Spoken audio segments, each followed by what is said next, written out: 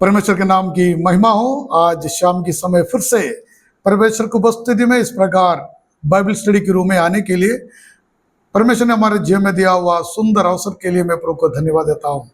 पिछले एक हफ्ता प्रभु हम सबको संभाला, अपने पंगों के आड़ में हमें सुरक्षित रखा। इसके लिए, इस बात के लिए मैं प्रभु को धन्यवाद देता हूँ। प्रभु हमारा साथ है हमेशा। जो प्रभु परमेश्वर यूहन्ना के साथ रहा पतमोस टापू में, उनके संग संग बने रहा, उनको दर्शन को दिया, वही परमेश्वर हमारे बीच में है। वो हमें चलाते हैं, संभालते हैं। उनकी महान उपस्थिति के लिए मैं परमेश्वर को धन्यवाद देता हूँ। आइए हम आज शाम की बाइबल स्टडी में हम जाएंगे। हम आज इफिसुस कलीसिया के बारे में हम देखेंगे। इफिसुस कलीसिया के बारे में हम देखेंगे। प्रकाश वाक्य का पुस्तक उसका 2 अध्याय 1 से लेकर 7 तक हम शुरुआत में पढ़ेंगे। प्रकाश वाक्य का पुस्तक उसका 2 अध्याय 1 आयत से लेकर 7वां आयत तक हम पढ़ेंगे। जो संदेश प्रभु यीशु मसीह ने इफिसुस कलीसिया को दिया, उस संदेश को आज हम मनन करेंगे। आइए हम पढ़ेंगे। इफिसुस की कलीसिया के दूत को ये लिख, जो 7 तारे अपने दाहिने हाथ में लिए हुए हैं और सोने की 7 दीवटों के बीच में फिरता है। वह ये कहता है कि मैं तेरे काम और तेरे परिश्रम और तेरे धीरज को जानता हूँ, और यह भी कि तू बुरे लोगों को देख नहीं सकता, और जो अपने आप को प्रेरित कहते हैं और है नहीं, उन्हें तूने परख कर झूठा पाया। तू धीरज धरता है और मेरे नाम के लिए दुख उठाते उठाते थका नहीं। पर मुझे तेरे विरुद्ध यह कहना है कि तूने अपना पहला सा प्रेम छोड़ दिया है। इसलिए स्मरण कर कि तू कहाँ से गिरा है, और मन फिरा और पहले के समान काम कर। यदि तू मन न फिराएगा तो मैं तेरे पास आकर तेरी दीवट को उसके स्थान से हटा दूंगा। पर हाँ, तुझ में ये बात तो है कि तू निकुलियों के कामों से घृणा करता है, जिनसे मैं भी घृणा करता हूँ। जिसके कान हो वह सुन ले कि आत्मा कलीसियाओं से क्या कहता है। जो जय पाए, मैं उसे इस जीवन के पेड़ में से जो परमेश्वर के स्वर्ग लोक में है फल खाने को दूंगा। Praise the Lord. हम प्रकाश वाक्य का पुस्तक का 2 भाग में आज हम मनन कर रहे हैं और प्रवेश कर रहे हैं। पहला भाग को हमने देखा, प्रभु यीशु मसीह ने यूहन्ना को बोला, तुम लिख जो है, जो हो रहा है, जो अंतिम दिनों में होने वाला है। जो है वो तुमने जो देखा है, पिछले क्लास में हमने देखा, जो अभी है 7 कलीसिया के बारे में या 7 कलीसियों के लिए परमेश्वर का जो संदेश, हम 2 भाग में अब प्रवेश कर रहे हैं। पहला जो संदेश इफिसुस के कलीसिया के लिए, जब हम इस बात को, इस 7 कलीसिया का ऑर्डर को जब हम पढ़ते हैं, जैसे इफिसुस, स्मुरना, पुर्गमन, थुएतीरा, इस ऑर्डर को जब हम पढ़ते हैं, हमें यह समझ में आता है, पहला सदी के समय में जब रोमन राज्य कर रहे थे, उसी समय में उनका एक पोस्टल रूट था।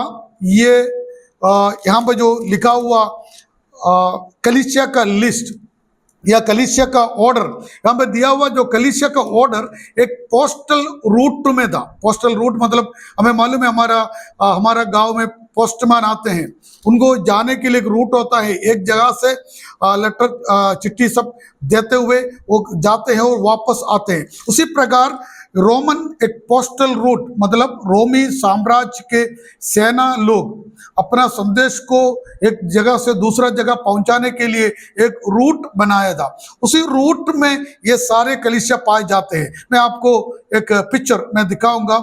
यहाँ पे आप देख सकते हैं 7 कलीसिया का लिस्ट और उसके साथ उसका जो रूट यहाँ पे दिया गया है। सबसे पहले इफिसुस, स्मुरना, पुर्गमन, थुएतीरा, वहाँ पे स्टार्ट होकर अंतिम कलीसिया में जाकर बंद होते हैं और जगह में सिटी में होकर समाप्त होते हैं। फिर वहाँ से वापस चिट्ठी को लेकर जब पोस्टमैन जो चिट्ठी का कलेक्ट करते, उस समय में चिट्ठी को कलेक्ट करते थे, कलेक्ट करके वापस यहाँ पे आता था और इफिसुस से जहाज में दूसरा जगह में जाता था। तो ये एक पोस्टल रूट था, रोमियों के समय का एक पोस्टल रूट था।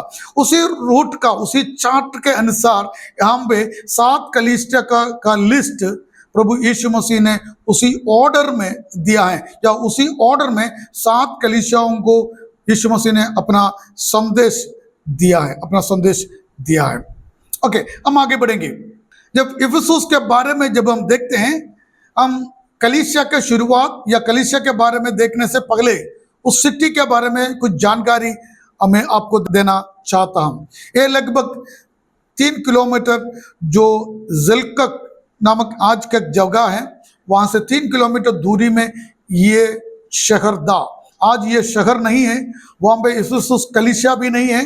वहां पे एक छोटा सा गांव, एक छोटा सा एक एंशिएंट जगह जो पिलग्रिम के लिए, जो टूरिस्ट के लिए प्रिजर्व करके रखा है, जो एफेसस नामक ये गांव या सिटी। अभी वो सिटी नहीं है, ये अभी हमारा वेस्टर्न तुर्की में या टर्की में पाए जाते हैं ये शहर।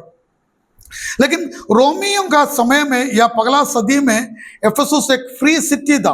फ्री सिटी मतलब अपना गवर्निंग कैपेसिटी उनको था। रोमियों का प्रोविंस था, फिर भी वहां का अधिकारी लोग वहां के लोग थे, वहां के लोग थे। ये एक सी पोर्ट था, हार्बर था, एक बड़ा बिजनेस सेंटर था। पौलुस के समय में या यीशु मसीह के समय में एक बहुत बड़ा बिजनेस सेंटर था इफिसुस। हमने देखा वो सी पोर्ट में था, हार्बर में था, इसलिए काफी बिजनेस वहां पे चलता था, बिजनेस होता था, काफी जहाज वहां पे आता था, जो देना लेना बिजनेस सब वहां पे बहुत चलता था। दूसरी बार ये शहर आर्तेमिस देवी के बारे में जाना जाता था। आर्तेमिस जो शब्द ग्रीक शब्द है, उसका रोमन शब्द डायना है। दोनों नाम में ये देवी जाना जाता है, आर्तेमिस या डायना, आर्तेमिस या डायना। हमें मालूम है एंशिएंट वर्ल्ड का वन ऑफ द 7 वंडर्स, पुराना समय का जो 7 अजूबे में से एक था ये डायना देवी का या आर्तेमिस देवी का जो मंदिर। इसलिए काफी लोग वहां पे ये पूजा करने के लिए आते थे। एक बहुत बड़ा बिजनेस सेंटर था और मूर्ति पूजा बहुत चलता था इस शहर में। दूसरी बात, एफेसस में एम्परर वर्शिप था, सम्राट का आराधना करने वाला एक रिचुअल और वहां पे था एम्परर वर्शिप। रोमी साम्राज्य का सम्राट की आराधना करने वाला एक जगह भी था एफेसस। ये इस प्रकार जाना जाता था, एशिया का लाइट और रोशनी और एशिया का ट्रेशर, खजाना जाना जाता था, क्योंकि इतना धनी एक सिटी था या इतना पॉपुलर सिटी था और इतना बड़ा बिजनेस सेंटर भी था एफेसस। दूसरी बात, यहाँ पे जादू टोना बहुत चलता था। जादू टोना इस शहर में बहुत चलता था। ब्लैक मैजिशियंस इस देश का एक श्राप था, क्योंकि बहुत इस दिनों में होते थे। हम देखते हैं जब एफेसस कलीसिया के बारे में हम देखते हैं, जब पौलुस प्रचार किया उस समय 50,000 रुपये का मूर्ति पूजा सब नाश कर लोग पौलुस के चरणों पर आ गया और यीशु मसीह को उद्धारकर्ता के रूप में स्वीकार किया। उस समय 50,000 का मूर्ति को उन्होंने नाश कर दिया। 50 हमारे यीशु मसीह को जब यूदा ने भेज दिया 30 शेकल के था, लेकिन हम 50,000 मतलब आज का करोड़ों रुपया का जो मूर्तियों का मूर्ति पूजा करने वाला वस्तुओं को नाश कर वो परमेश्वर को उपस्थिति माया कर हम वहां पे 19वां अध्याय का 17वां आयत से लेकर 20वां आयत तक प्रेरितों के पुस्तक में पढ़ते हैं। ये ऐसा एक बड़ा सिटी था एफेसस, एक बिजनेस सेंटर, एक बहुत बड़ा पिलग्रिमेज। यहाँ पे डायना देवी का एक बहुत बड़ा मंदिर होता था, जहाँ पे जादू टोना या ब्लैक मैजिक चलता था, वहां जहाँ पे एम्परर वर्शिप होता था, यहाँ पे मूर्ति पूजा बहुत चलता था। उसी प्रकार का एक सिटी शहर था एफेसस शहर। जब इसके बारे में हम देखते हैं, कलीसिया के बारे में हम देखते हैं, प्रेरितों का पुस्तक उसका 18वां अध्याय में हम देखते हैं पौलुस उसका दूसरी मिशनरी यात्रा में एफेसस में आया था। प्रेरितों का पुस्तक उसका 18वां अध्याय का 18वां आयत से लेकर जब हम आगे पढ़ते हैं, वहां पे लिखा है पौलुस सीरिया में जाने के रास्ता में वहां पे आया, एफेसुस में आया। एफेसुस में 2 जन को वहां पे छोड़कर वो आगे बढ़ा, यरूशलेम की ओर गया। वहां पे प्रिसिल्ला और अक्विला दोनों भक्त जनों को वहां पे छोड़कर वो आगे बढ़ा। आगे बढ़ने के समय में हम 24वां आयत में हम देखते हैं, उस समय में अपोल्लोस नामक एक व्यक्ति उस शहर में आया, एफेसुस शहर में आया। वो यूहन्ना की बपतिस्मा लिए हुए व्यक्ति था। यीशु मसीह का त्रिएक नाम है जो बपतिस्मा उसको मालूम नहीं था। वो यूहन्ना का बपतिस्मा लिया हुआ मन भराया हुआ व्यक्ति था। वो वचन वहां पे सिखाना शुरू किया। वहां वहां वचन सिखाकर वो अपना रास्ता में आगे बढ़ा। हम देखते हैं 19वां अध्याय में पौलुस अपना तीसरी मिशनरी यात्रा में फिर से वो एफेसुस में आया। वहां इस प्रकार लिखा है 19वां अध्याय का शुरुआत में, जब अपोल्लोस कुरिन्थ में था, अपोल्लोस एफेसुस से वहां का सेवकाई कंप्लीट कर कुरिन्थ में चले गया, तो पौलुस ऊपर के सारे प्रदेश से होकर इफिसुस में आया। जब पौलुस इफिसुस में आया, वहां पे कुछ चेले लोग थे, उनसे बातें करना शुरू किया। तब उन्होंने बोला हम विश्वास किए हुए लोग हैं। तो इसी पौलुस ने पूछा, जब विश्वास किया दे तब पवित्र आत्मा को पाया क्या? उसने बोला पवित्र आत्मा के बारे में हमने सुना नहीं। उसने बोला किसकी बपतिस्मा तुमने लिया है? उन्होंने बोला हम यूहन्ना बपतिस्मा देने वाले का बपतिस्मा लिया है। तब हम जानते हैं पौलुस उनको बपतिस्मा दिया, उनका ऊपर हाथ रखकर प्रार्थना किया, वे पवित्र आत्मा को पाया और इफिसुस कलीसिया का स्थापना वहां पे हुआ। इस बात को हम देखते हैं, यह पौलुस के द्वारा स्थापित किया हुआ एक कलीसिया है। इफिसुस कलीसिया पौलुस के द्वारा स्थापित किया हुआ एक कलीसिया। ये यूहन्ना ने स्थापित नहीं किया था, लेकिन बाइबल सिखाते हैं यूहन्ना इफिसुस में कुछ साल दे, वहां पे पासवान दे कर इतिहास में बताते हैं। पौलुस के द्वारा स्थापित किया हुआ एक कलीसिया था। वहां पे हम देखते हैं लगभग पौलुस ने 2 साल इफिसुस में रहा।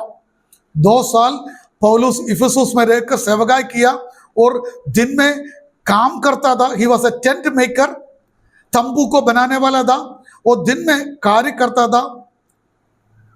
Praise the Lord. तंबू बनाने वाला या काम करने वाला पौलुस के समान सेवकाई में आगे बढ़ सकता है। इस बात को ध्यान देना। हम काफी लोग सोचते हैं पास्टर लोग कोई काम नहीं करना चाहिए, काम करना पास्टर लोगों के लिए नहीं है। ऐसा नहीं है। हम काम करते हुए परमेश्वर का सेवकाई कर सकते हैं। पौलुस एक अच्छा इवांजलिस्ट था। पौलुस बाकी 12 चेलों से बढ़कर परमेश्वर की सेवकाई किया हुआ व्यक्ति था। वो एक टेंट मेकर था, तंबू बनाने वाला था। यहाँ पे हम देखते हैं वो 2 साल वहां पे रहा। रहने के दौरान टायरानस नामक एक व्यक्ति, वहां पे 19वां अध्याय में लिखा है, टायरानस नामक, उसका 9 से लेकर 10वां तक हम पढ़ते हैं। उसका एक खुद का स्कूल था। उसने दोपहर के ब्रेक के टाइम में स्कूल में बाइबल क्लास चलाता था। पौलुस ने 2 साल, लगभग 2 साल उन्होंने उस स्कूल में बाइबल क्लास चलाया। वहां के लोगों को वचन सिखाया, 6 लोगों को बनाया। वो वहां के कलीसिया को उन्होंने मजबूत किया, वहां पे मजबूत किया। हम देखते हैं 19 अध्याय का 9 से 10 तक हम उस बात को पढ़ते हैं। पढ़िए 9 से 10 तक। परंतु जब कुछ लोगों ने कठोर होकर उसकी नहीं मानी, वरन लोगों के सामने इस मार्ग को बुरा कहने लगे, तो उसने उनको छोड़ दिया और चेलों को अलग कर लिया और प्रतिदिन तुरनुस की पाठशाला में वाद विवाद किया करता था। 2 वर्ष तक यही होता रहा। 2 वर्ष तक वाद विवाद, मतलब वहां पे फाइटिंग नहीं चल रहा था, लड़ाई नहीं चल रहा था, वो चर्चा कर रहा था, सिखा रहा था वचन। 2 साल लगभग उसने वहां पे एक बाइबल कॉलेज चलाया। हम इसलिए हम देखते हैं 17 से लेकर 20 तक आयत जब हम पढ़ते हैं हम इस प्रकार देखते हैं। मैंने आपको बोला लगभग 50,000 रुपए का पूजागिरी, जो मूर्ति पूजा का वस्तु उन्होंने नाश कर परमेश्वर के उपस्थिति में आया। पौलुस के साथ बैठकर वचन सीखा या उद्धार पाया कर वहां पे हम पढ़ते हैं। पौलुस की सेवकाई के द्वारा सिटी वॉज शेकन, इस प्रकार लिखा है। उतना प्रभावशाली सेवकाई 2 साल उसने वहां पे किया। ये इफिसुस का या इफिसुस कलीसिया का एक छोटा सा पृष्ठभूमि। हम आगे संदेश में हम जाएंगे। प्रकाशित वाक्य का 2 अध्याय का जो संदेश परमेश्वर इफिसुस कलीसिया को देना चाहते हैं उसमें हम आगे बढ़ेंगे।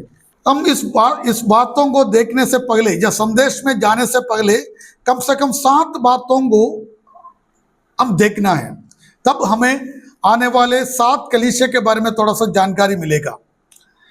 ये 7 कलीसिया के लिए जो परमेश्वर संदेश देते हैं इसके एक पैटर्न होता है। संदेश को एक पैटर्न है, एक मेथड यूज करता है। सबसे पहले जो संदेश देने वालों का क्वालिफिकेशन कहते हैं, यीशु मसीह का क्वालिफिकेशन सबसे पहले हम देखते हैं। जब personal qualification of the messenger, जो संदेश देने वाला का क्वालिफिकेशन हम वहां पर देखते हैं। दूसरी बात वहां पे हम देखते हैं जिस कलीसिया के लिए जो संदेश देते हैं उस कलीसिया के बारे में जो पॉजिटिव थिंग्स, सकारात्मक बात, पॉजिटिव थिंग्स, उनके बारे में जो अच्छे बात हैं वो सबसे पहले यीशु मसीह कहते हैं। तीसरा, जो कलीसिया के बारे में जो कंप्लेंट्स है, शिकायत है, उसको हम तीसरा पॉइंट में हम देखते हैं। हर एक कलीसिया को कौन मैसेज देता है ये लिखते हैं, उनके बारे में जो अच्छी बात है, पॉजिटिव थिंग्स है, उसको बताते हैं। और तीसरा, उनके जो शिकायत, उनके बारे में जो कंप्लेंट्स है वो यीशु मसीह देते हैं। और 4 में एक्सोर्टेशन टू रिपन, मन भराने के लिए एक संदेश देते हैं, मन भराने के लिए प्रोत्साहन करता है, मन भराने के लिए 14। और 5वां, अगर मन नहीं भराते उनको परमेश्वर देने वाला सजा, दंड के बारे में दिखा है। अगर मन नहीं भराते हैं तो परमेश्वर उनको किस प्रकार का दंड देने वाला है वो लिखा है वहां पे। 14, पवित्र आत्मा का वार्निंग, चेतावनी, पवित्र आत्मा की चेतावनी या वार्निंग। और 7वां, कलीसिया के प्रति जो प्रतिबल या मन भराते हैं, परमेश्वर उनको किस प्रकार का प्रतिबल देने वाला है वो वहां पे लिखा है। ये 7 बातों को आप ध्यान देना है, 7 बातों को। एक और बार मैं कहना चाहता हूं, हर एक कलीसिया का संदेश में इस 7 बातों को हम देखते हैं। सबसे पहले मैसेज, संदेश देने वाला का क्वालिफिकेशन। दूसरा, कलीसिया के बारे में अच्छी बात, positive things about the church. तीसरा, शिकायत, कलीसिया के बारे में जो शिकायत है, कंप्लेंट्स अबाउट द चर्च। और 14, एक्सोर्टेशन टू रिपेंट, मन भराने की आज्ञा। और 5वां, अगर मन नहीं भराते हैं उनके लिए परमेश्वर का प्रति दंड क्या है ये दिखा है। और 6वां, पवित्र आत्मा की चेतावनी, वार्निंग हम देखते हैं। वो 7वां, हर एक कलीसिया अगर मन भराते हैं परमेश्वर उनको देने वाला प्रतिफल के बारे में लिखा है। इन 7 बातें हम हर एक कलीसिया के संदेश में हम देखते हैं। इसको हम मन में रखते हुए हम आगे बढ़ेंगे। पढ़ेंगे उसका पगला आयत एक और बार हम पढ़ेंगे। इफिसुस की कलीसिया के दूत को ये लिख, जो 7 तारे अपने दाहिने हाथ में लिए हुए हैं और सोने की 7 दीवटों के बीच में फिरता है, वह ये कहता है कि मैं तेरे काम और तेरे परिश्रम और तेरे धीरज को जानता हूँ, और यह भी कि तू बुरे लोगों को देख नहीं सकता। बस चैप्टर 2 का 1 में इस प्रकार लिखा है, one who holds the star. Messenger का क्वालिफिकेशन और इंट्रोडक्शन वहां पे दिया है। वो कहते हैं 7 तारे अपने दाहिने हाथ में लिए हुए व्यक्ति और 7 दीवटों के बीच में फिरने वाला व्यक्ति ये कहता है। सबसे पहले इफिसुस कलीसिया से परमेश्वर ये कहना चाहते हैं, you are in my hand. कलीसिया परमेश्वर का हाथ तुम्हें है। इस बात को हम समझना है। इंग्लिश में जो शब्द वहां पे लिखा है वो होल्ड लिखा है, होल्ड। ग्रीक शब्द वहां पे लिखा है क्रटेन, क्रटेन शब्द लिखा है।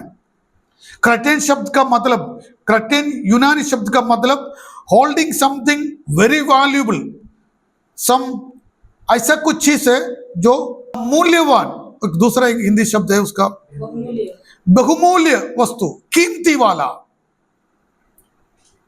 ऐसा हम अगर हमारे हाथ में कुछ डायमंड है, सोना है, तो हम किस प्रकार हमारे हाथ में हम पकड़ कर रखते हैं, उसको वहां पे दिखाते हैं। हम टॉवल पकड़ने का तरीका अलग होता है और हम मोबाइल पकड़ने का तरीका तो है अलग होता है, और कुछ सोना चांदी का है या डायमंड का वस्तु है हमारे हाथ में, वो पकड़ने का तरीका अलग होता है। यहां पर जो लिखा है, one who holds the 7 stars, सातों तारों को अपने देने हाथ में लिए हुए व्यक्ति, होल्डिंग समथिंग वेरी वैल्यूबल, कुछ कीमती वस्तु या बहुमूल्य वस्तु को हाथ में पकड़ने के बात को वहां पर दिखाते हैं और बताते हैं। यूहन्ना कहते हैं, और यूहन्ना से यीशु मसीह इस प्रकार कहते हैं, कलीसिया मेरे हाथ में है, मेरे हाथ में है। Praise the Lord. इन दिनों में हम भी इस बात को समझना बहुत जरूरी है। हम परमेश्वर का हाथ में हैं, चाहे कितना भी बड़ा सदाव आए, कितने हजार लोग हमारे विरोध में आए, चाहे कुछ भी हमारे विरोध में होने पाए, लेकिन एक बात आप समझना, जो परमेश्वर का हाथ में है उसके जाने बिना उसको कुछ नहीं होता है। Praise the Lord.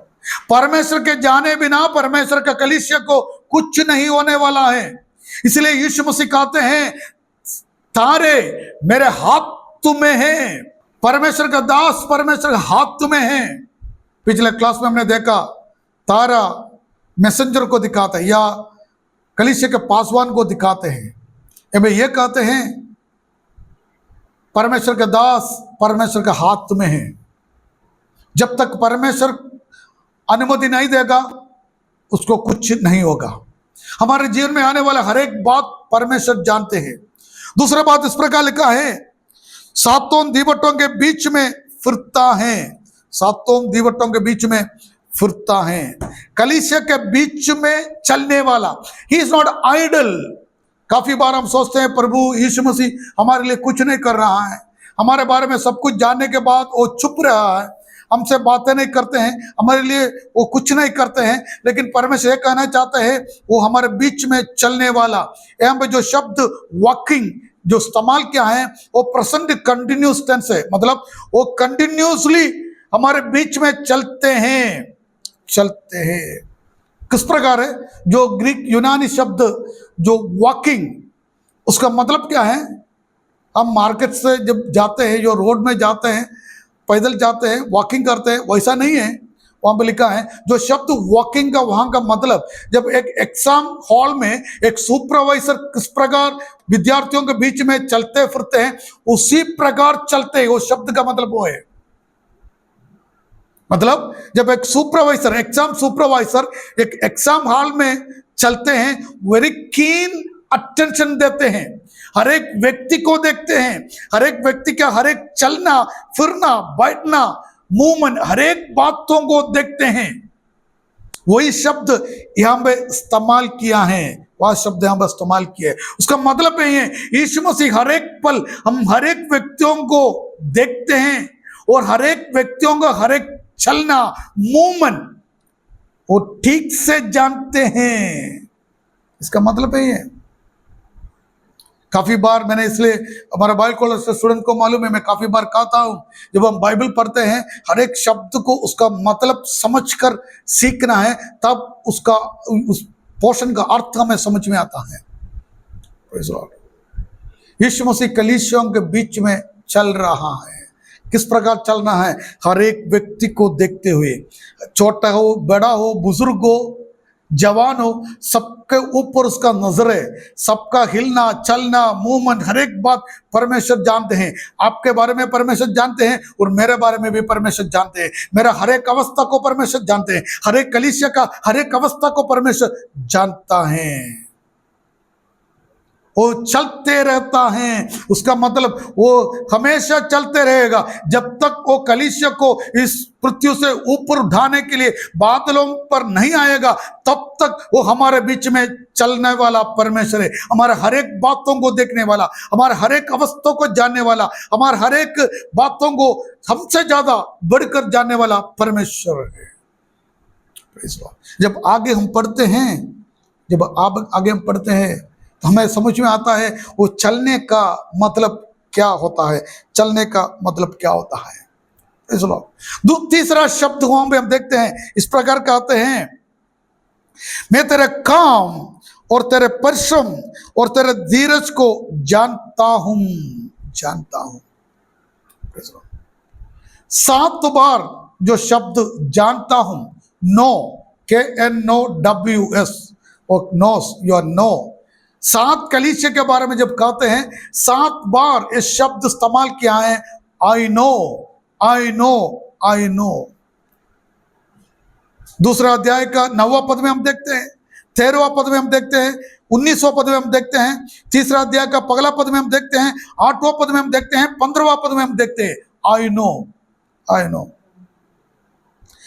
ग्रीक में 2 शब्द इस्तेमाल किया है नॉलेज के लिए, नोइंग के लिए।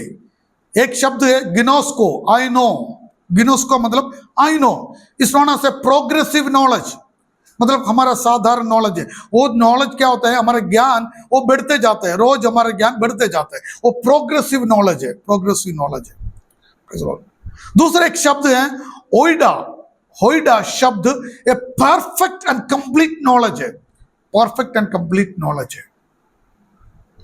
अगर हम कहते हैं आई नो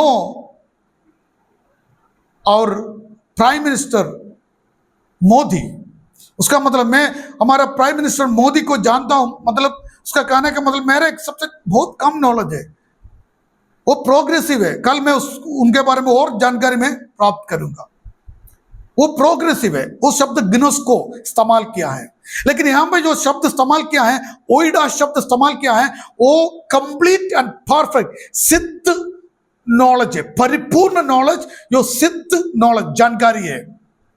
उसका मतलब अगर जानना है तो इंग्लिश बाइबल जब पढ़ते हैं, उत्पत्ति का पुस्तक 4 अध्याय का पगला पद में, हिंदी में वो शब्द नहीं इस्तेमाल किया है, लेकिन इंग्लिश में जो शब्द इस्तेमाल किया है, उत्पत्ति का पुस्तक 4 अध्याय का पगला पद में इस प्रकार लिखा है, आदम न्यू ईव, आदम हवा को जाना, वो गर्भवती हो गई। लेकिन इंग्लिश में उसका ट्रांसलेशन दूसरा है, इंग्लिश हिंदी में जो लिखा दूसरा है। देखिए इंग्लिश में जो शब्द नो लिखा है, अगर एक और एग्जाम्पल मैं आपको दे दूंगा, वहां ओइडा यूज किया है बाइबल में, नया नियम है, लूका सुसमाचार पगला अध्याय का 34 में पढ़िए, हिंदी में स्पष्ट रूप में लिखा है, लूका पगला अध्याय का 34 में, स्वर्गदूत, जब स्वर्गदूत मरियम के पास आकर यीशु मसीह के जन्म के बारे में भविष्यवाणी किया, जब भविष्यवाणी किया, मरियम इस प्रकार कहती हैं, मैं अभी तक पुरुष को नहीं जानती हूं।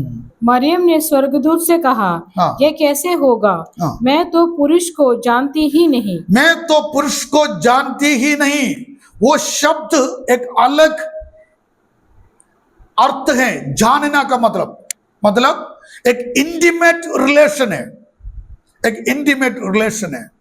यीशु मसीह यहां पर जो शब्द जानने के बारे में मैं जानता हूं, वो ओइडा शब्द इस्तेमाल क्या है, वो कंप्लीट और परफेक्ट और इंटीमेट रिलेशन के बारे में कहते हैं, इंटीमेट रिलेशन के बारे में कहते हैं।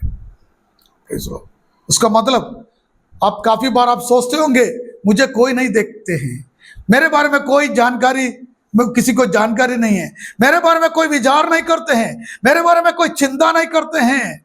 लेकिन परमेश्वर कहते हैं, कलीसियाओं से कहते हैं, वो आपको आपसे ज्यादा जानने वाला परमेश्वर है, आपका हर एक बातों को जानने वाला परमेश्वर है, आपका अच्छी बात, बुरी बात, आपका आज की अवस्था, आपका शरीर की अवस्था, आपका घर की अवस्था, परिवार की अवस्था, बच्चों की अवस्था, आपका भविष्य, सब कुछ आपसे ज्यादा जानने वाला एक परमेश्वर है। Praise the Lord, praise the Lord. मतलब ये नॉलेज, ये जानकारी सेकंड हैंड नहीं है। सेकंड हैंड मतलब किसी और ने उनको बताया, नहीं, यीशु मसीह कहते हैं फर्स्ट हैंड नॉलेज है, perfect knowledge I have about you, तुम्हारे बारे में मुझे एक सिद्ध परिपूर्ण जानकारी है हर एक बातों। कलीसिया से कहते हैं हर एक कलीसिया के बारे में मैं जानता हूं, हर एक विश्वासियों के बारे में मैं जानता हूं, हर एक पासवान के बारे में मैं जानता हूं। आज आप अनुभव करने वाला सदाव के बारे में, परेशानी के बारे में, क्लेश के बारे में, कष्टता के बारे में मैं जानता हूं, और आपका अच्छे भले कार्य को कामों को मैं जानता हूं, बुरे कामों को भी मैं जानता हूं, आपका आज की अवस्था को भी मैं जानता हूं। हम आगे बढ़ेंगे। अब इस प्रकार लिखा है, मैं तेरे काम को जानता हूं। Praise the Lord. Your deeds. हम काफी बार सोचते हैं अगर उद्धार पाने के लिए कामों का जरूरत नहीं है, बाइबल स्पष्ट रूप में हमें बताते हैं। एफेसियों के पत्र में हम पढ़ते हैं हम कामों के द्वारा नहीं, हम विश्वास के द्वारा उद्धार पाए हैं। लेकिन उद्धार पाए हुए हर एक व्यक्ति भले कामों का करना जरूरी है। बिकॉज बाइबल में इस प्रकार लिखा है, एफेसियों का पत्र उसका 2 अध्याय का जब आगे हम पढ़ते हैं, इस प्रकार पौलुस कहते हैं, you are saved unto good works, भले कामों के लिए आप उद्धार पाए हैं। क्योंकि एक पेड़ उसका फल के द्वारा जाना जाता है। एफेसुस कलीसिया से कहते हैं तुम्हारे कामों को मैं जानता हूं, they were very good with their works. बहुत आगे दे, कलीसिया के लिए सफर करना, परमेश्वर के लिए कुछ करना बहुत आगे दे, कुछ भी कर देता है। कलीसिया को साफ करते थे, मॉप करते थे, कलीसिया के लिए सब कुछ खरीद देते हैं, सब कुछ करने के लिए तैयार था। अच्छा काम, दूसरों के लिए अच्छा काम करने में बहुत आगे दे। हर एक काम को वो जानते हैं, हर एक काम को जानते हैं। और लिखा है तुम्हारा परिश्रम, हम बहुत परिश्रम करने वाला व्यक्ति है, कुछ भी करने के लिए हम परिश्रम करना भी है। तो कामों के बारे में मैं जानता हूं, तुम्हारा परिश्रम मैं जानता हूं। तीसरा वहां पर लिखा है तुम्हारा धीरज को मैं जानता हूं, परसिवरेंस, धीरज। जो ग्रीक शब्द वहां पर इस्तेमाल किया है हुपोमेने इस्तेमाल किया है। हुपो का मतलब है अंडर, मैंने का मतलब मेनो, ग्रीक में मेनो, आई रिमाइन, मेनो का मतलब रिमाइन, मतलब रिमाइनिंग अंडर। जब कष्टता, परेशानी, क्लेश आते हैं उस समय में विश्वास में बने रहने के बारे में लिखा है। इस सारे बातों को अनुभव करने के बावजूद भी परमेश्वर के योजना के अधीनता में रहने वाले लोग दे इफिसुस कलीसिया के लोग, मतलब करेजियस टू एक्सेप्ट हार्डशिप, कष्टता सहने के लिए वो तैयार दे, क्लेश सहने के लिए वो तैयार दे, परमेश्वर के लिए कुछ भी अनुभव करने के लिए वे तैयार दे। जब मृत्यु का थ्रेटनिंग, चेतावनी आए थे, तभी भी वो विश्वास में बने रहने वाले लोग थे। Praise the Lord. उनके बारे में सब कुछ यीशु मसीह जानते हैं, उनके अच्छे कामों को जानते हैं, अच्छे कामों को जानते हैं। मैं आपसे ये कहना चाहता हूं, जब आप परमेश्वर के लिए कुछ करते हैं, आप ये नहीं सोचना कोई मेरा काम को नहीं देखते हैं, कोई मेरा कामों को नहीं देखते, कोई मुझे अप्रिशिएट नहीं करते, कोई मुझे मेरा आदर नहीं करते, कोई मुझे आकर प्रेज़ लॉर्ड नहीं बोलते, कोई धन्यवाद नहीं करते। लेकिन हमको हमारे हर एक बातों को देखने वाला एक परमेश्वर है, हमारे हर एक अवस्था को जानने वाला, हमारे साथ देने वाला एक महान परमेश्वर है, हमारे कामों को देखने वाला परमेश्वर है, हमारा परिश्रम को देखने वाला परमेश्वर है, हमारा धीरज को देखने वाला परमेश्वर है, हमारा कष्टता में हम बने रहे, जिस प्रकार हम बने रहते हैं उसको देखने वाला परमेश्वर है। रोमियों का पत्र 5:4 में पौलुस इस प्रकार जो धीरज के बारे में कहते हैं, पढ़िए रोमियों का पत्र 5:4। और धीरज से खरा निकलना, और खरे निकलने से आशा उत्पन्न होती है, और आशा से लज्जा नहीं होती, क्योंकि पवित्र आत्मा जो हमें दिया गया है। बस एक और बार उसको पढ़िए। और धीरज से खरा निकलना, और खरे निकलने से आशा उत्पन्न होती है। हाँ, इसलिए कहते हैं तुम्हारा धीरज को मैं जानता हूं। ओके, आगे इंटरेस्टिंग बात है। इस प्रकार लिखा है, यह भी कि तू बुरे लोगों को देख नहीं सकता। Praise the Lord। बुरे लोग कौन आता है? यहाँ पे जो शब्द इस्तेमाल किया है उसका यूनानी शब्द में उसका मतलब यही है, without accepted standard, people with below accepted standard, people with below standard, परमेश्वर के स्टैंडर्ड के नीचे रहने वाले लोग, उनको तुमने दूर रखा, तुम उनको देखते भी नहीं दे। मैं उसको भी जानता हूं, but you refuse to tolerate evil men। उनका एक होली पवित्र स्टैंडर्ड था अपना आत्मिक जीवन में, पाप के प्रति सेंसिटिवनेस था उनके जीवन में। मतलब उनको देख भी नहीं सकते। मेरा कहने का मतलब आपको मालूम है, अगर आपका एक अच्छा दोस्त है, आपका बचपन का दोस्त है, लेकिन वो उद्धार पाए नहीं है, वो बीड़ी पीने वाला व्यक्ति है, तो कितना भी अच्छे व्यक्ति हो, तो जब वो बीड़ी पीते हैं उसके साथ चलना आपको बहुत मुश्किल है। उसका जो स्मेल आप सह नहीं पाओगे। समझ में आई कि नहीं बात? यही बात है। मतलब तुम परमेश्वर के लिए, तुम्हारा लोगों को भी तुम रिजेक्ट करने के लिए तैयार था। जो लोग बुरे आदत में रहते थे, जिनका स्टैंडर्ड बिलो था, उनको तुम देखते भी नहीं थे, उनको तुमने दूर रखा। यही बात है, वो सह नहीं पाता था। और आगे हम पढ़ेंगे दूसरा अध्याय का दूसरा आयत का आगे। और जो अपने आप को प्रेरित करते हैं वो है नहीं, उन्हें तूने परख कर झूठा पाया। Tested the false apostles. आजकल हमारा इंडिया में बहुत सारे प्रेरित लोग हैं। मैं किसी के विरोध में नहीं हूं, विरोध कहना भी नहीं चाहता हूं, लेकिन यहां पे कहते हैं ये आज का विषय नहीं है, ये पहले सदी में ही थे। झूठे प्रेरित लोग कहते हैं तुमने उनको परख कर झूठा पाया।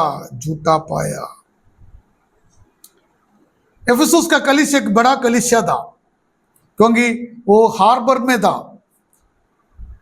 सीप पोर्ट में था, एक बंदरगाह में था, इसलिए बहुत बिजनेस वहां पे चलता था, बहुत लोग वहां पे आते थे, एक बहुत बड़ा सिटी था, इसलिए बहुत बड़ा कलीसिया था। इसलिए लोग वहां पे प्रेरित का नाम लेकर काफी बार कलीसिया में आते थे। लेकिन परमेश्वर यीशु मसीह कहते हैं तुम लोग उनको परख कर झूठा पाया। इस बात को देखना है। जब परखने के बारे में कहते हैं, मैं एक कलीसिया के बारे में मेरा याद जाते हैं। प्रेरितों का पुस्तक 17वां अध्याय 11वां पद में एक कलीसिया के बारे में लिखा है, बेरोवा का विश्वासी लोग। बेरोवा का कलीसिया में जब पौलुस जाकर प्रचार किया, जब पौलुस का प्रचार सुनने के बाद वे विश्वासी लोग वापस अपना घर में जाकर ये वचन के साथ परख के देखा पौलुस ने जो प्रचार किया वो सही है कि नहीं। पढ़िए उस वाक्य को, प्रेरितों का पुस्तक 17वां अध्याय के 11वां पद।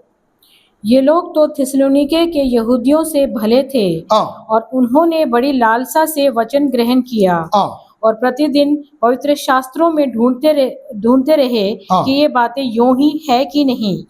इसलिए उनमें से बहुतों ने और यूनानी कुलीन स्त्रियों में से और पुरुषों में से भी बहुतों ने विश्वास किया। बस वो आगे बढ़कर हम देखते हैं पौलुस का प्रचार भी उन्होंने परख के देखा वचन में ये सही है कि नहीं।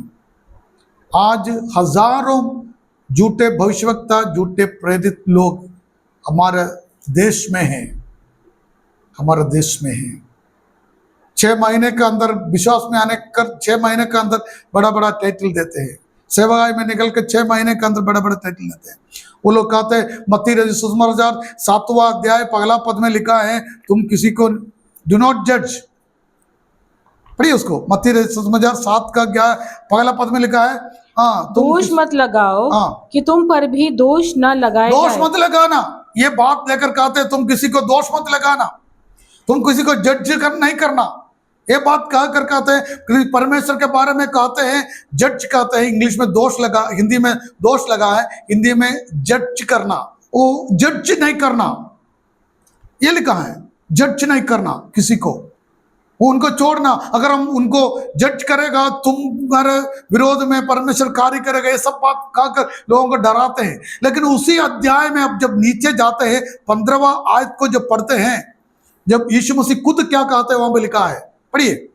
झूठे भविष्यवक्ताओं से सावधान रहो। हाँ, झूठे भविष्यवक्ताओं से सावधान रखो, पढ़िए। जो भेड़ों के भेष में हाँ। तुम्हारे पास आते हैं, हाँ। परंतु अंतर में वे फाड़ने वाले भेड़िए हैं। हाँ, ये दोष नहीं लगाना, ये यीशु मसीह कहने के बाद आगे बढ़कर वहां पर इस प्रकार लिखा है, 15वां आयत में हम पढ़ते हैं, झूठे भविष्यवक्ताओं से सावधान रहो, सावधान रहो, ये भी लिखा है। We are not judging for condemnation, we are judging for identification. हम किसी व्यक्ति को इसलिए दोष नहीं लगाते हैं उनको दंड देने के लिए, परंतु हर एक व्यक्ति को पहचान करने के लिए, वो परखने के लिए हम जज करते हैं। वो जरूरी है, वचन हमें सिखाते हैं, इस बात को ध्यान देना है, इस बात को ध्यान देना है। यही बात पौलुस ने एफेसुस कलीसिया को पहले से बताया था। जब प्रचार करते थे उसी समय एफेसुस कलीसिया से पौलुस ने इस बात कहा, वो लोग उस बात को विश्वास किया। विश्वास करने के कारण उसके अनुसार उसने वो एफेसुस कलीसिया आगे बढ़ा। हम देखते हैं उस वाक्य को भी, प्रेरितों का पुस्तक उसका 20वां अध्याय 25 और 29 पढ़िए। अब देखो, मैं हाँ। जानता हूँ कि तुम सब जिनमें मैं परमेश्वर के राज्य का प्रचार करता फिरा, मेरा मुंह फिर ना देखोगे। हाँ। इसलिए मैं आज के दिन तुमसे गवाही देकर कहता हूँ कि मैं सबके लहू से निर्दोष हूँ। हाँ। क्योंकि मैं परमेश्वर के सारे अभिप्राय को तुम्हें पूरी रीति से बताने से ना झिझका।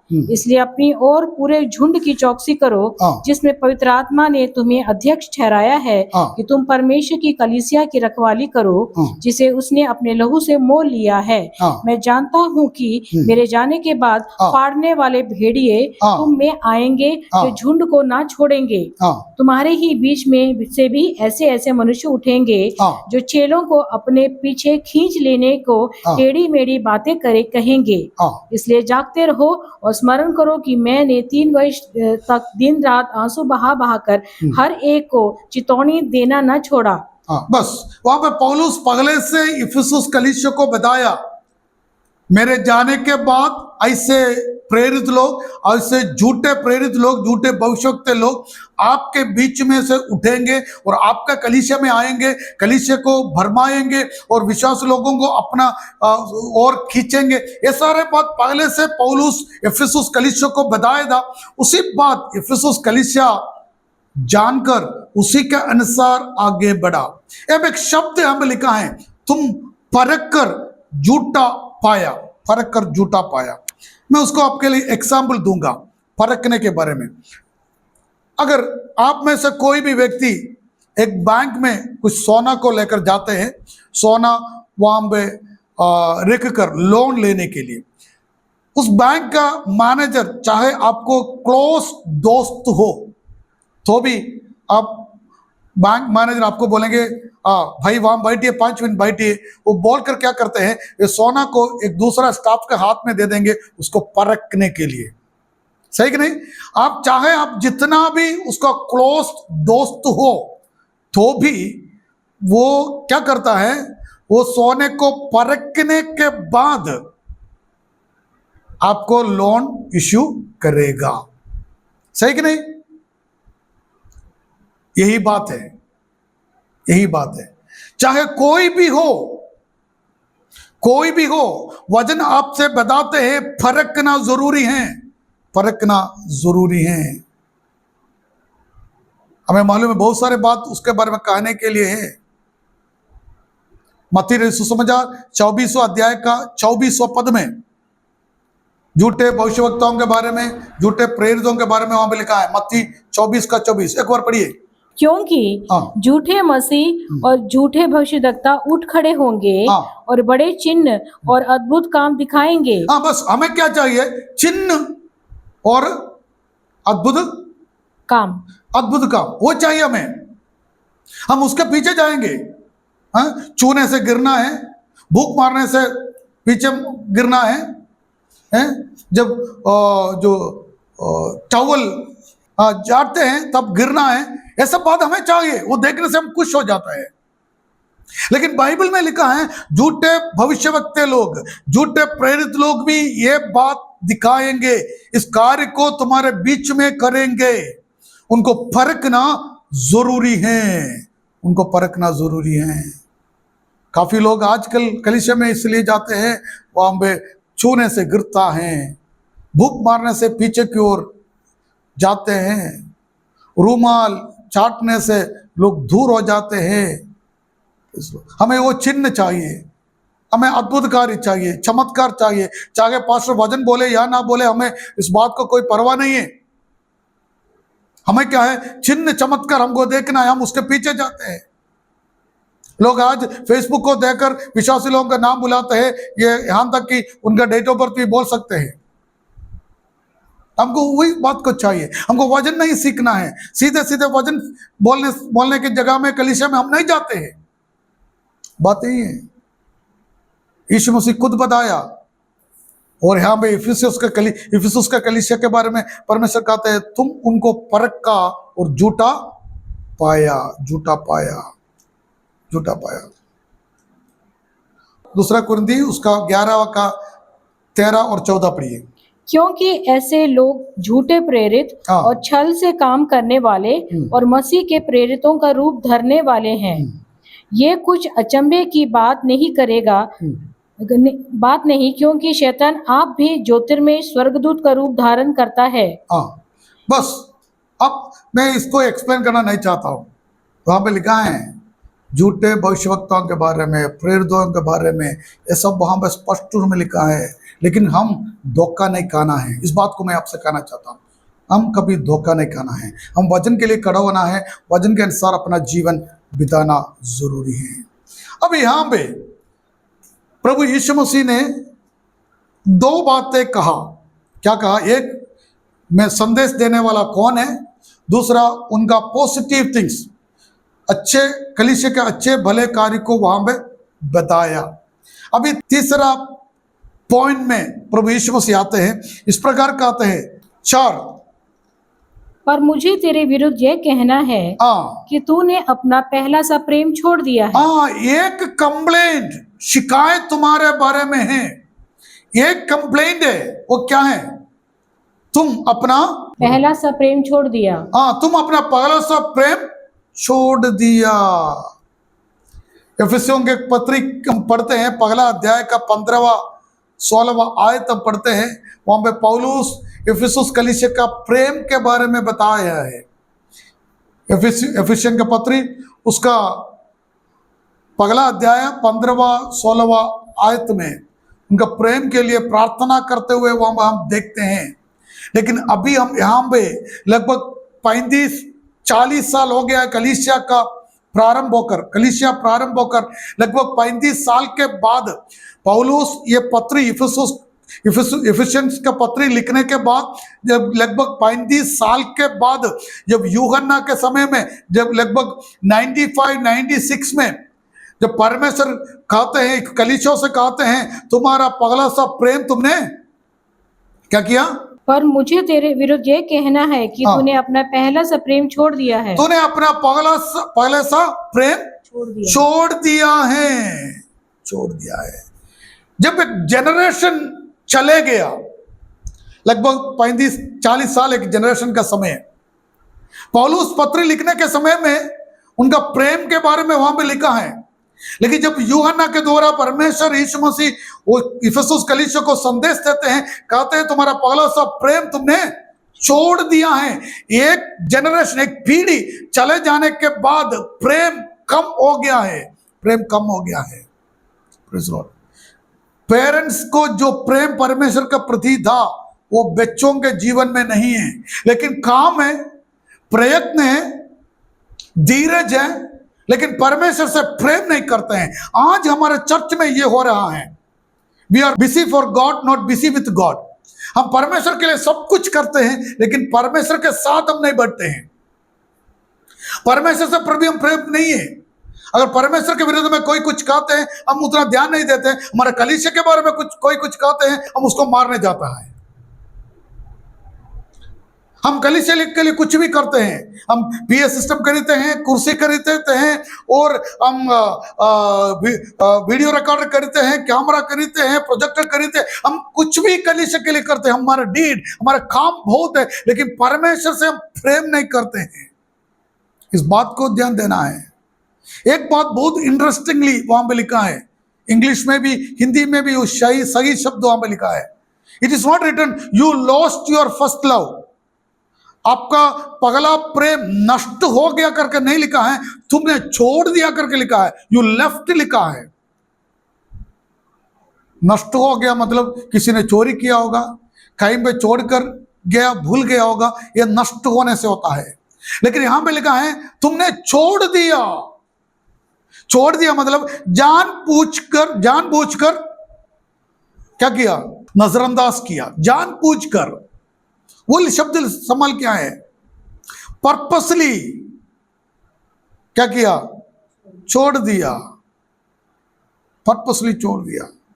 वो आपका कंट्रोल में था, लेकिन आपने खुद उसको छोड़ दिया। नष्ट हुआ करके नहीं लिखा है वहां पे, किसी ने नष्ट किया करके भी नहीं लिखा है। वहां पे लिखा है छोड़ दिया, छोड़ दिया। वो अपना मर्जी से, पर्पसली, जानबूझकर नजरअंदाज किया, प्रायोरिटी नहीं दिया। हमारा प्रायोरिटी अभी कलीसिया में क्या है? काम करने के लिए। Praise the Lord. परमेश्वर के लिए खाना भी, कलीसिया के लिए खाना भी बनाएगा, पूरा कलीसिया 2 बार धोएगा, साफ करेगा, कुछ भी करेगा, लेकिन परमेश्वर से प्रति प्रेम नहीं है। अभी भी एक जनरेशन, एक पीढ़ी जाने के बाद धीरज है, काम है, प्रयत्न है, बट प्रेम नहीं है, प्रेम नहीं है। हम अपने आप को परख के देखना बहुत जरूरी है। ये जब हम प्रायोरिटी बदल जाते हैं, एक काइंड ऑफ मूर्ति पूजा होते हैं। हम परमेश्वर से प्रति जो प्रायोरिटी है वो कम होकर दूसरे वस्तुओं पर, दूसरे बातों पर हम प्रायोरिटी देते हैं, उसको मूर्ति पूजा कहते हैं। मूर्ति पूजा कहते हैं, आइडल वर्शिप। उन्होंने अपना कामों को ज्यादा प्रेम किया, परमेश्वर को नहीं। More than God they loved there works. आज मैं आपसे कहना चाहता हूं, हमें मालूम है जिस दिन हम उद्धार पाए थे, हम इससे बढ़कर प्रार्थना करता था, इससे ज्यादा समय प्रार्थना करता था, इससे ज्यादा समय बाइबल पढ़ता था, आराधना करता था, गीत गाता था, परमेश्वर के लिए समय अलग करता था। Praise the Lord, praise the Lord. इस बात को ध्यान देना है, इस बात को ध्यान देना है। उसका मतलब प्रायोरिटी कहां पर है, हम इस बात को ध्यान देना है। हमें मालूम है, अगर एक एग्जाम्पल बताऊं तो नए नए शादी किए हैं, अगर वो होटल में खाना खाने जाते हैं, चारों ओर कुछ भी होता है, वो ध्यान नहीं देते हैं, अपने आंखों में आंख मिलाकर वो कुछ भी खाना वो खाते हैं। चाहे बच्चे वहां पे खेलते हैं, जो रोते हैं, किसी पर ध्यान नहीं देते हैं। लेकिन 5 साल 10 साल के बाद वो खाना खाना जाते हैं, मोबाइल में देखकर वहां पे बैठते हैं। ये सबका जीवन में है, ये सबके जीवन में होता है।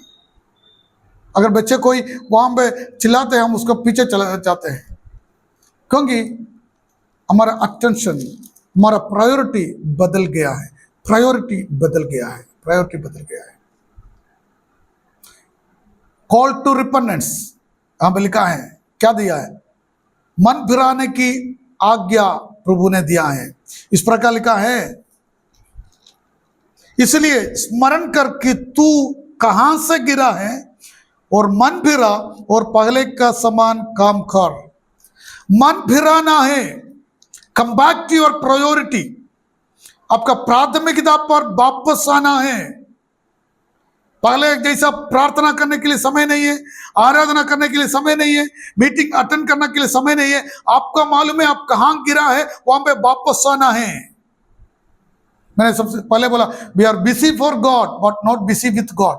हम परमेश्वर के लिए बहुत बिजी रहता है, परमेश्वर के साथ बिजी नहीं रहता है।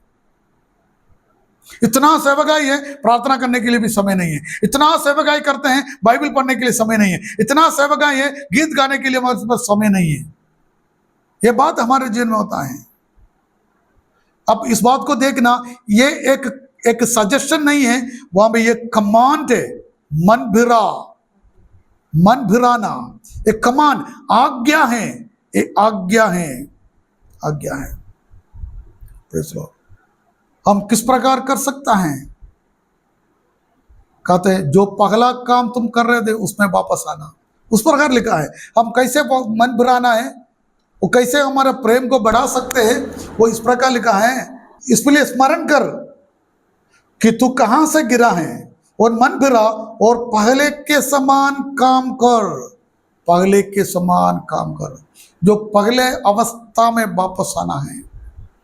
पहले अवस्था में आपको मालूम है आप कहां गिरा है, मुझे मालूम है मैं कहां गिरा हूं।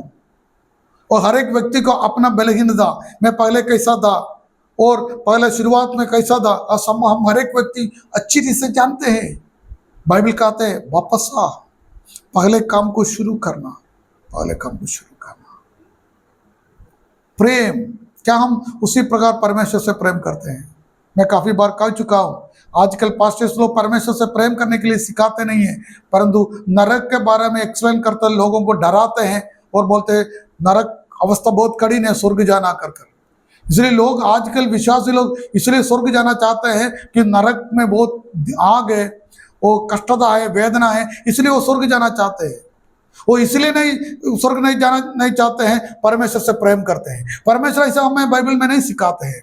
नरक के यातना को याद करके स्वर्ग जाना है, नरक अच्छा नहीं है, नरक में आग है इसलिए स्वर्ग जाना, यह बाइबल नहीं सिखाते हैं। बाइबल सिखाते हैं अगर आप परमेश्वर से प्रेम करते हैं तो स्वर्ग जाने की तैयारी करना। नरक के डर के मारे कोई स्वर्ग जाने के लिए परमेश्वर नहीं चाहते हैं। अगर आप परमेश्वर से प्रेम करते हैं तो आप स्वर्ग जाना है, यह परमेश्वर चाहते हैं। यही है बात, नरक के डर के मारे नहीं। हम काफी लोग नरक को डरते हैं। हम सोचते अगर मैं वो करूं तो मैं स्वर्ग नहीं जाऊंगा, नरक जाऊंगा, अगर वहां जाऊं तो मैं नरक जाऊंगा, स्वर्ग नहीं। ये डर के मारे हम स्वर्ग जाना चाहते हैं। नहीं, अगर आप परमेश्वर से प्रेम करते हैं, आप स्वर्ग जाने के लिए तैयार करना है, अपने आप को तैयार करना है। ये बाइबल हमें सिखाते हैं, नरक के डर के मारे मैं नहीं। क्या हमारा प्रेम किस प्रकार है परमेश्वर के प्रति? जो प्रभु यीशु मसीह हमारे लिए अपना आखिरी बूंद खून तक बहाकर कालवरी क्रूस पर हमारे लिए अपना जीवन दिया हुआ उस परमेश्वर से क्या हम हमारे जीवन से बढ़कर प्रेम करते हैं? उसको हम प्राथमिकता देते हैं? इस बात को हम समझना बहुत जरूरी है। हम कहते हैं मन फिराना, तो जहां गिरा है उसको जानकर अपना पगला काम करना, ये लिखा है। हम कहते हैं अगर मन नहीं फिरते, क्या लिखा है वहां पे? यदि तू मन न फिराएगा हाँ, तो मैं तेरे पास आकर तेरी दीवट को उसके स्थान से हटा दूंगा। दीवट को उस स्थान से हटा दूंगा। दीवट कलीसिया को दिखाते हैं। अगर कलीसिया वापस परमेश्वर से प्रेम करके परमेश्वर को उपस्थिति में परमेश्वर को प्राथमिकता देकर नहीं आते हैं, परमेश्वर कहते हैं मैं उस दीवट को वहां से हटा दूंगा। Praise the Lord. मैं एक बात कहना चाहता हूं, इफिसुस कलीसिया परमेश्वर के बात को नहीं माना। आज तुर्की में 99.8% मुस्लिम्स है, सिर्फ 0.2% मसीही लोग हैं। आज इफिसुस कलीसिया वहां पे नहीं है। आज एफेसोस शहर नहीं है, आज एफेसोस कलीसिया वहां पे नहीं है, आज एफेसोस में पूरा मुस्लिम लोग से भरा है। एफेसोस शहर या गांव पूरा तुर्की 99.8% मुस्लिम लोगों से भरा है, सिर्फ 0.2% मसीही लोग हैं। जहां पहली सदी में एशिया माइनर का सबसे बड़ा कलीसिया खड़ा था, वहां पे आज कलीसिया नहीं है, एफेसुस कलीसिया वहां पे नहीं है, क्योंकि वो परमेश्वर का चेतावनी को नहीं माना, परमेश्वर का आज्ञा को नहीं माना, परमेश्वर को बात को नहीं माना, वो मानने के लिए तैयार नहीं था। आज एफेसुस में वो कलीसिया वहां पे नहीं है, वहां पे नहीं है। एक और बात वहां पे इस प्रकार लिखा है 6वां आयत में, पर हाँ तुझ में यह बात तो है कि तू निकुलियों का कामों से घृणा करता है, निकुलियों का कामों को घृणा करता है। निकुलियों के काम क्या है, बाइबल कहीं स्पष्ट में नहीं बताते हैं। निकुलोस एक व्यक्ति के बारे में हम प्रेरितों का पुस्तक 6 अध्याय का 5 में हम पढ़ते हैं। प्रेरितों का पुस्तक 6 अध्याय के बारे में हम जानते हैं, विधवा लोगों को जो भोजन बांटते थे, हिब्रू, इब्रानी और यूनानी विधवा लोगों को जो भोजन बांटने में कुछ लोग पार्शलिटी दिखाया, मुख पक्ष दिखाया, उसमें उस प्रॉब्लम को सॉल्व करने के लिए 7 लोगों को परमेश्वर के प्रेरित लोग अलग किया। उसमें से पहला व्यक्ति स्टेफनुस था, मैं पिछले क्लास में उनके बारे में बताया, और उसमें से एक व्यक्ति था निकुलोस नामक, वो 6 का 5 आयत में लिखा है। कुछ लोग बोलते हैं यह व्यक्ति जिस कलीसिया से आया था उस कलीसिया में वो पीछे हटा और गलत शिक्षाएं लाया, इसलिए उनका टीचिंग के बारे में है करके, लेकिन उसके लिए कोई सबूत नहीं है, क्योंकि बाइबल वहां पर स्पष्ट में कहते हैं वो आत्मा में, विश्वास में, ज्ञान में भरा हुआ व्यक्ति था करके बाइबल बताते हैं, इसलिए वो व्यक्ति नहीं है। लेकिन जब हम निकोलोस के बारे में या हिंदी में निकुलियों के बारे में जो हम पढ़ते हैं, जो ग्रीक शब्द जो निकोलोस, जो शब्द निको का मतलब डोमिनेट, अधीनता में रखना, डोमिनेट, और लाओस पीपल, आम लोगों के बारे में लिखा लाओस, और आम लोगों को अपने अधीनता में लाने वाले कुछ लोग वहां पे थे, कुछ शिक्षा देने वाले, उनको अपना अधीनता में। आपको मालूम है नाइकी जो ब्रांड है, टी शर्ट है, बैट है और शू है नाइकी का मतलब है कॉन्कर, अधीनता में लाना, नाइकी। और लेटी, साधारण पीपल, लेटी पीपल, साधारण पीपल, लोगों को कॉन्कर करना या लोगों को अपने अधीनता में लाने वाला एक गलत शिक्षा उस समय में वहां पे था। उसका मतलब इस प्रकार हम मानते हैं निकुलुस का काम या उनका शिक्षा इस प्रकार था, वो लोगों को इमोरालिटी में, अधार्मिकता में और दुष्टता में खींचने, दुष्टता की ओर खींचने वाला शिक्षा वो देता था। इसलिए वहां पे लिखा है जो निकुलियों का कामों को घृणा करता है, जिनसे मैं भी घृणा करता हूं। वो साइलेंटली जो इमोरालिटी, विकटनेस, अधार्मिकता, दुष्टता, ये सब बातों के लिए आंखें बंद करते थे, लोगों को उसको विश्वास करने के लिए प्रेरणा करता था। परमेश्वर के वचन इस प्रकार आगे बढ़ते हैं, जिसको कान हो वो सुन ले कि आत्मा कलीसियाओं से क्या कहता है। मैंने काफी बार कह चुका हूं, उसका मतलब आसिया माइनर के कलीसिया में बिना कान वाले लोग रहते थे ये नहीं है, परंतु आत्मा जो कहते हैं वो जानने के लिए, समझने के लिए, सुनने के लिए ये कान काफी नहीं है, उसको पवित्र आत्मा का अगुवाई का जरूरत है। इसलिए लिखा है, या लिखा है जो जय पाए मैं उसे उस जीवन का पेड़ में से जो परमेश्वर का स्वर्गलोक में है फल खाने को दूंगा।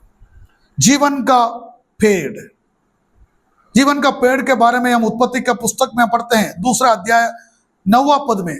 जीवन का पेड़ हम देते हैं एदन वाटिका में, पहले हम देखते हैं परमेश्वर एदन वाटिका में उस पेड़ को रखा था, वो मनुष्य को परमेश्वर देने वाले थे लेकिन मनुष्य को नहीं मिला। 2 पेड़ के बारे में लिखा है, एक बुरे और भले बातों के ज्ञान प्राप्त करने वाले पेड़, वो आदम और हव्वा खाने के कारण वो पापी बने।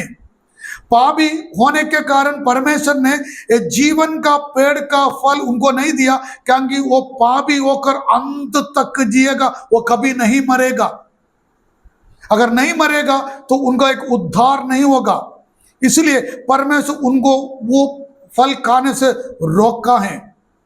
हम प्रकाशित वाक्य के पुस्तक में 22वां अध्याय का दूसरा पद में हम देखते हैं, 22वां अध्याय का दूसरा पद में और उसका 14 पद में, 15वां पद में हम देखते हैं, हम परमेश्वर जब हम नया यरूशलेम में, नया भूमि में जब परमेश्वर के साथ रहेंगे, परमेश्वर उस पेड़ से हमें खाने के लिए देगा। उसका मतलब जीवन का पेड़ का फल का मतलब एक एटर्नल जीवन है, एक अनंत काल का जीवन जो परमेश्वर के द्वारा हमें मिलने वाला है, उसके बारे में वहां पे लिखा है। उसका पढ़िए, प्रकाश वाक्य 22 का 2, 14, 15।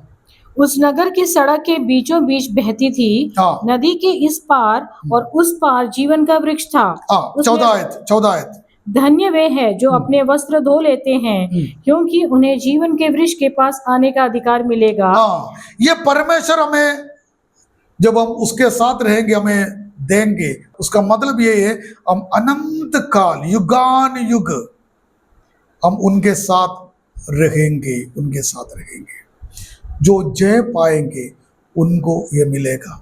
चेतावनी को हम जानना है, परमेश्वर का आज्ञा को हम जानना है, मानना है। हमारा जीवन को हम पीछे मुड़कर एक बार देखना है, हम कहाँ पे गिरा है, आज हम कहाँ खड़ा है, हमारा जीवन में आया हुआ बलहीनता क्या है, कमजोरी क्या है, क्या हम पहले विश्वास में आने के समय से जैसा आराधना करते हैं, परमेश्वर से प्रेम करता है, इस बात को देखना है। साथ ही साथ परमेश्वर अपना वचन के द्वारा हमसे ये कहना चाहते हैं, वो हमारे बारे में सब कुछ जानते हैं, हमारे बीच में से वो चलते फिरते हैं, कलीसिया के बीच में से हमारे हर एक बात को जानकर, एक सुपरवाइजर जिस प्रकार एग्जाम हॉल के अंदर चलते फिरते हैं, उसी प्रकार हमारे हर एक चाल चलन को देखते हुए हमारे बीच में है और हम उनके हाथ में हैं, उनके हाथ में।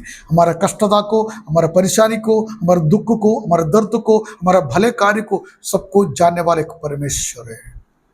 एफेसुस कलीसिया फेल हो गया, पराजित हो गया, इसलिए आज पूरा तुर्की में 99.8% मुस्लिम लोग हैं, सिर्फ 0.2% मसीही लोग हैं। आज एफेसुस कलीसिया वहाँ पे नहीं है। ये एफेसुस कलीसिया पगली सदी का मसीही लोगों के चरित्र को या इतिहास को हमें दिखाते हैं। हम आइए, हम अपने आप को परमेश्वर हाथों में समर्पित करेंगे। हम एक बार अपने आप को हम परखेंगे, हमारे जीवन किस प्रकार है। एफेसुस कलीसिया के समान हम क्या हमारा पहला प्रेम को हमने खोया है या हमने नष्ट किया है, मैं छोड़ दिया है जानबूझकर, तो वापस उसकी उपस्थिति में आकर मन फिराकर उसका वचन के अनुसार आगे चलेंगे, परमेश्वर हमें उसका आशीष, अनुग्रह और प्रतिफल जरूर देगा। आइए हम प्रभु के हाथों में अपने आप को समर्पित करते हुए हम अंतिम प्रार्थना के साथ आज की बाइबल स्टडी को हम समाप्त करेंगे।